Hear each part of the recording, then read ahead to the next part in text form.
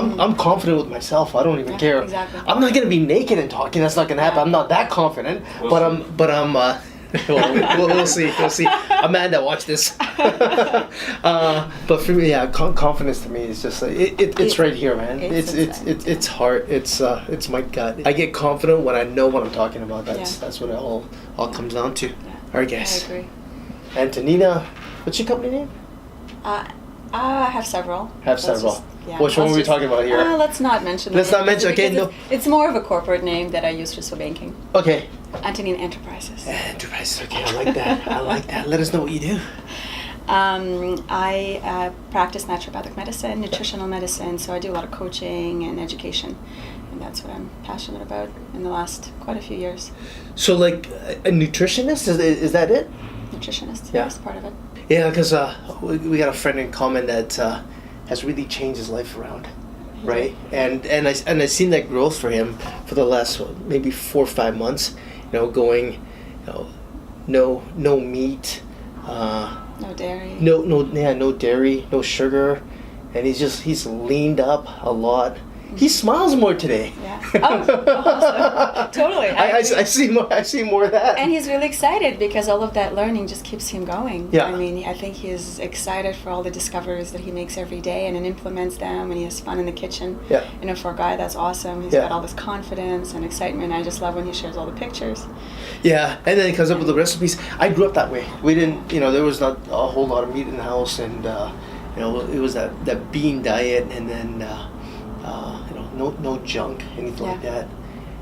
And then I got older. Yeah, people ate real food. Yeah, people ate real food, and then I got older. Then I started having money, and then you started going out to eat and everything else, and things happen, and need to get back to that lifestyle. But that lifestyle definitely is great. What made you become an entrepreneur? Oh, good question. There were several parts to it. There were almost like several stages to it. I had, originally there was a little bit of a disillusion with the fact that no matter how much you think you're unique in a large corporation of thousands of people, no matter how interesting your role is and how big of a region you have and how many people, people's accounts you manage and how much you know, how much you've done, on the top level of corporation, if somebody decides to funnel money somewhere else or make changes, it's kind of, it all falls to the wayside. It just all becomes really unimportant, and then just look at numbers so you understand that you become a number. And I think there was this aha moment for me where I was incredibly, I would say, just very dedicated to the corporation that gave me a lot of opportunities. Mm-hmm. And I thought I was going to be there for the rest of my life. And I thought I was very unique, and it's not that you think you're special, unique, but my role was definitely very unique and special, and really definitely loved my job and put a lot of effort into it. We're talking like the kind of effort that you will put only in your own business. So and when things changed, when on the corporate level, on the high up level, they didn't really start disposing of people, and my a really, really good manager of mine had to leave as actually dismissed from his role, and our clients were really disregarded, and what we knew and what we did in our business was disregarded, and a lot of changes were made without our consent or without our participation. I realized that was definitely not what I thought and believed about that the safety of that world and that bubble. And so that was a first aha moment. And when I transitioned from that role into management in the local region, I remember realizing that there's definitely not too many roles in financial system that I was that passionate about. I mean, I've done 4 previously to it, and after being my own boss in one of the roles, coming down to local management level and being micromanaged and having to deal with all of this corporate politics and everything was just not up to my standard or my liking. And so I decided to it's kind of when you wake up every day in the morning and then you just feel like you don't want to go to work. And it was actually happened first time, and I've been really fortunate in my career in corporation for 9 years where I actually loved what I was doing. And there was this last year, after making the change from the role that I loved for reasons that I've mentioned, I realized that I found myself in the job in a very small sense of that. Mm-hmm. It was all of its rules, it was all of the things that you wouldn't really like about the large, the working for someone, and that waking up every morning and feeling like that every morning really shifted me, really just like propelled me into like I have to change this. I cannot be miserable every day. I don't know how people do it. I really don't know how people do it. I did that once in my life, and honestly, within not even a year, I was gone. I was done. Yeah. You know what? I wake up every single morning, happy, and can't wait to get the day started. My worst days are Sunday evenings. Mm-hmm. Let's come on, open. I want to. I work the most. Yeah. I enjoy it. I go into my computer, I go into my phone. I just start. I want to get a head start, and I love it. I love the drive. So we definitely see that. What's your biggest why? That is such a good question. What drives you? Yeah, I hear that question a lot. I mean, it's become a big word, right, today, and people in the field of entrepreneurship ask that question, and I think that's because they have lots of answers. I think there's actually a lot of times that you have more answers than one, and I've played with that idea because it would depend on not the circumstances, but what aspect of my business I'm magnifying working at the time is where my why will somewhat reshape. Mm-hmm. But in general, and to look at the big picture, I think the big why is really, especially in the industry of naturopathic nutritional medicine, the big why is how do you bring truth forward? Because there's been, for the last hundreds of years... truth forward. Yeah, for the last 100 of years, we were really taking away from what true nature, nutrition, and health is. Our medical system's not educating professionals on health. We are educated on how to manage conditions, not how to cure or prevent them. And so I think originally my big why was okay, there is so much truth and so much knowledge out there, but it's not it's not a far-fetched knowledge. People don't know about it. People don't know where to go for it. And then when they do, they're confused because there's so much confusing information today. And they will tell you what's the best diet or what's the best lifestyle or what's the best food. And then you have all this contradictory information and research and all this other stuff. So I think the biggest why originally was, how do you was what you've discovered and studied for many, many years and feel a lot of passion was how do you break it down and make it easy for people to understand and implement and get really excited about. But there's a lot of other aspects to my why. I mean, what drives you? I think my team. Yeah. So I also coming from the corporate environment into working for myself and working in the community and working in the different type of leadership. My team drives me. So the people that I can help, the people that I'm teaching, the people that I'm coaching or helping to become entrepreneurs on their own. That's what drives me. So mentoring others is what drives Absolutely. you. Serving others. Yeah, and what I do helps me mentor them on business, personal, and health levels. That's the way. Yeah. That's the way. Yeah. Whenever I talk to my clients or business associates, it's all of it. Yeah. It's all of it. I don't care. The business aspect is the last thing I want to know. I want to know about their family, what makes them happy, what drives them, like that kind of stuff. To me, that's where the relationship bonding is done.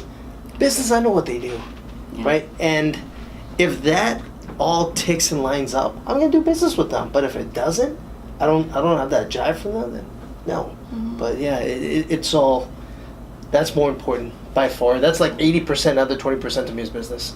Right? Okay. What have you done different? What are you doing different today in marketing side than you did 5 years ago, 10 years ago? Mm-hmm. Good question. So I think the world's changed so much in the last 5 years, right? Yeah. We have to adapt. If we don't, we die. Exactly. So, and I love what you do, so I think I have a lot to learn from you. And she likes what I do, man.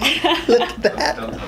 The biggest goal, I think, right now for me in my business is how do I come out of my comfort zone in working one-on-one or coaching in small teams or coaching in public, but actually coaching online, doing things internationally as opposed to locally.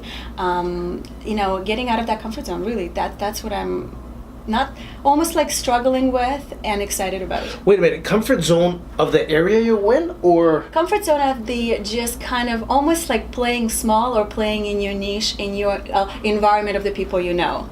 right? So doing my business and being an entrepreneur in like locally or, in the specific business that I'm in, but actually being afraid to go on YouTube, being afraid to go big into all of this medias that we have now available to us.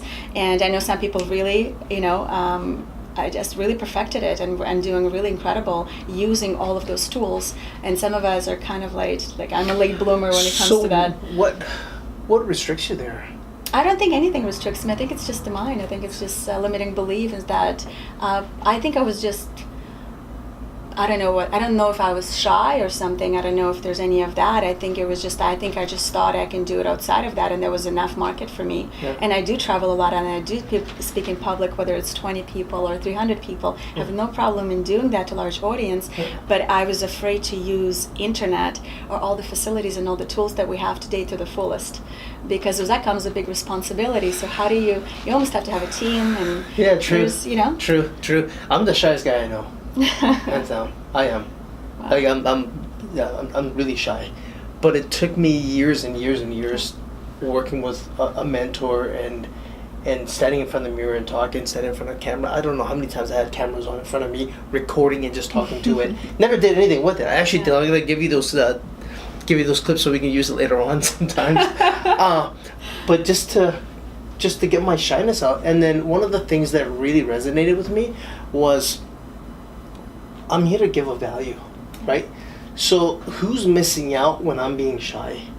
So, that really just hit it right there. I was like, okay, you know what? That's right. Because if I'm not, I got so much information, and if I'm not giving it because of my shyness, I'm being cruel. That is so true. It's not right, because somebody else needs that.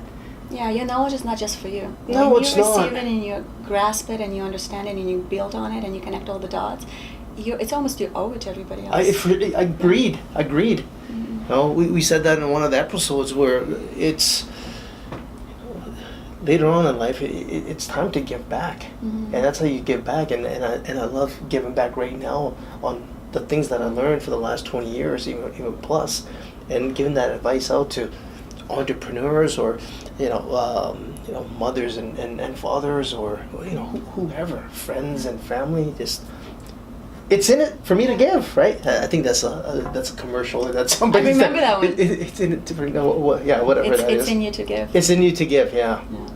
Definitely. Any words to entrepreneurs? Any words? Any advice? Yeah. Start YouTube. Start YouTube. You know what? You do. You know what? And if you fail, and if you're not perfect at it, I think you just have to realize that helps people too, because they look at you and just say, "Well, if she can do it, if he can do it, I can do it too." Yeah.